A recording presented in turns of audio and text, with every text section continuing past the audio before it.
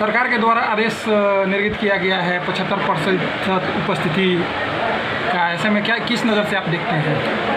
देखिए, ये जो सरकार की जो नीति है ये नीति सही है, लेकिन ये कहीं ना कहीं जो नीति है अभी आप अचानक किसी स्कूल या कभी किसी विद्यालय में हाई स्कूल आप नहीं लागू कर सकते हैं। रीजन आपका ये है कि 75% उपस्थिति चाहिए, लेकिन साइंस के हाई स्कूल में शिक्षक मतलब नहीं है, आर्ट्स वाले 2-3 शिक्षक हैं, इंग्लिश के टीचर नहीं है, 10th की कई ऐसी स्कूलें हैं कभी उसमें शिक्षक नहीं है देहात के स्कूलों में। और दूसरी बात ये है कि कई ऐसे देहात के स्कूलें या शहर के स्कूलें हैं जिसकी जो बिल्डिंग है वही धंस रहा है।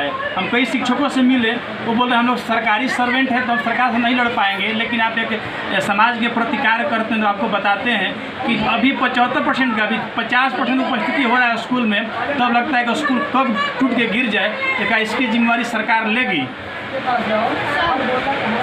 एक IAS अफसर के पाठक भी हैं, उनके द्वारा लगातार शिक्षा विभाग पे नकेल कसा जा रहा है, क्या कुछ लगता है कि सुधर पाएगा बिहार का शिक्षा व्यवस्था? देखिए, ये जो सड़सड़ ये जो के पाठक जी का ये जो कार्य है, इस पर नीतीश जी का पूरा हाथ है। नीतीश कुमार जी कुछ चीज़ को आगे नहीं करते हैं, खुद करवाते हैं। चाहे वो ललन जी से बयानबाजी करवाते हैं तो वो सोच रहे हैं कि हम प्रधानमंत्री के चेहरा में जो मुझे झूठ मूठ कांग्रेस जो मुझे बता रही कि हम प्रधानमंत्री की चेहरा है, ये सब चीज़ करने से तो शायद मेरे बिहार के लोग वोट दे दे।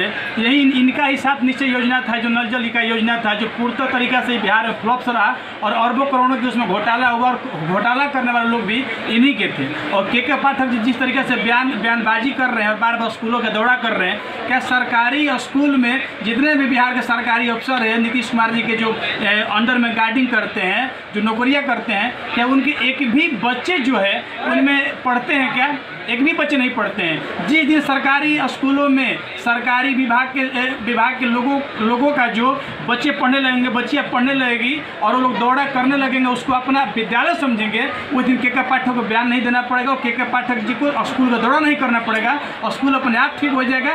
पहले शिक्षक की बहाली करे, शिक्षक को ट्रेंड करे और शिक्षक को पहले हाई स्कूल के लिए पूर्णतः उसमें किसी स्कूल में 500 बच्चे हैं, 5 शिक्षक हैं और 500 बच्चे को 5 शिक्षक कैसे पढ़ा सकते हैं? 7 सब्जेक्ट आपका आता है, 3 शिक्षक हाई स्कूल में, किसी में 2-2 है और किसी ने इंटर का स्कूल पारित कर दिया गया, उसको डिग्री मिल गया है सरकारी में और 1 शिक्षक है सिर्फ फॉर्म भरने के लिए, उसमें कैसे बच्चे पढ़ पाएंगे? ये माननीय नीतीश कुमार जी को सोचना चाहिए। और क्या जो IAS अफसर जो बयानबाजी कर रहे हैं उनका एक भी बच्चा पढ़ता है क्या बिहार के सरकारी स्कूलों में? एक बात बताइए, शिक्षा व्यवस्था पे आप सवाल उठा रहे हैं, बिहार के शिक्षा व्यवस्था पे हमेशा सवाल उठता है, जब भी एग्जाम होती है उस पर सवाल उठता है। देखिए रहे बिहार में इस तरह से पेपर लीक हुआ, क्या आप मानते हैं ना कि भ्रष्टाचार शिक्षा व्यवस्था में फैला हुआ है? देखिए, पूर्णतः शिक्षा व्यवस्था में भ्रष्टाचार है और नीतीश कुमार जी की चाहत है कि हमारा तो परिवारवाद है नहीं बिहार में राजनीति के लिए, तो पूरा बिहार बर्बाद करके बिहार को छोड़े।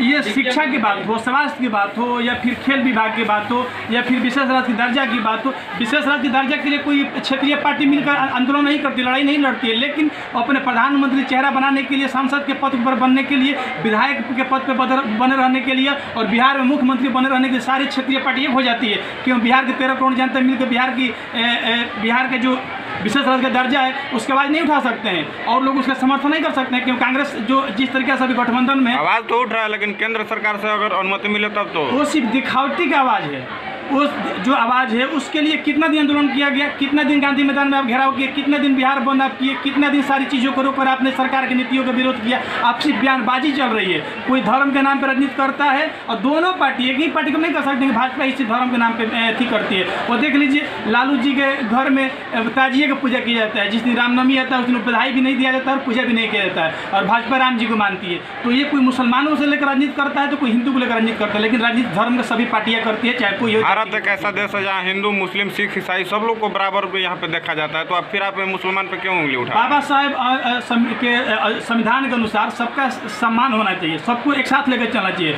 क्या विपक्ष की पार्टी बाबा साहब संविधान को लेकर मानती है? क्या पक्ष की पार्टी संविधान को लेकर मानती है? नहीं। अगर आम आदमी किसी चीज़ में भ्रष्टाचार कर दे या किसी को मर्डर कर दे, किसी को गोली मार दे तो उसका 2 दिन में 3 दिन में अरेस्टिंग हो जाएगा। लेकिन कोई विधायक सांसद की गलती करे या भ्रष्टाचार करे, वो केस बरी भी हो जाएगा, अगले बार चुनाव भी लड़ लेता है। कौन सी पार्टी संविधान को मानती है? कोई संविधान को नहीं मानता है, कोई हिंदू मुस्लिम एकता को नहीं मानता है। सिर्फ वोट के लोग राजनीति करते हैं, जात के लोग राजनीति करते हैं। आप भाजपा से जुड़े हुए हैं क्या? भाजपा के पक्ष रख रहे हैं? नहीं, भाजपा के भी हम बोले कि भाजपा अगर हिंदू की राजनीति कर रही है तो ये जो विपक्ष की पार्टी मुसलमान की राजनीति कर रही है, तो दोनों पार्टियां धर्म की लेकर राजनीति कर रही है। कोई भी किसी का मुद्दा नहीं है। महंगाई मुद्दा नहीं हो सकता है देश में, और ये मुद्दा शिक्षा, स्वास्थ्य और बेरोजगारी होना चाहिए। महंगाई मुद्दा नहीं है। अगर आप पहले की नौकरियाँ में 20,000 पेमेंट मिलता था, उस नौकरी का 50,000 पेमेंट मिलता है, तो इस पर भी चर्चा होनी चाहिए। तो महंगाई मेरी ऐसी चर्चा नहीं है राजनीति में। धर्म टोपी और चर्चा, ये जय श्री राम चर्चा नहीं है। शिक्षा, स्वास्थ्य और बेरोजगार पर चर्चा होनी चाहिए, तो बिहार की जनता, चाहे देश की जनता आपके साथ रहेगी, चाहे पक्ष की सरकार हो चाहे विपक्ष की सरकार हो। पार्टी के नाम बदलने से कोई आपको वोट नहीं दे सकता। पूरा परिचय बता दीजिए। ऋतिक रोशन, राष्ट्रीय युवा छात्र शक्ति संघ संगठन के अध्यक्ष और छात्र नेता।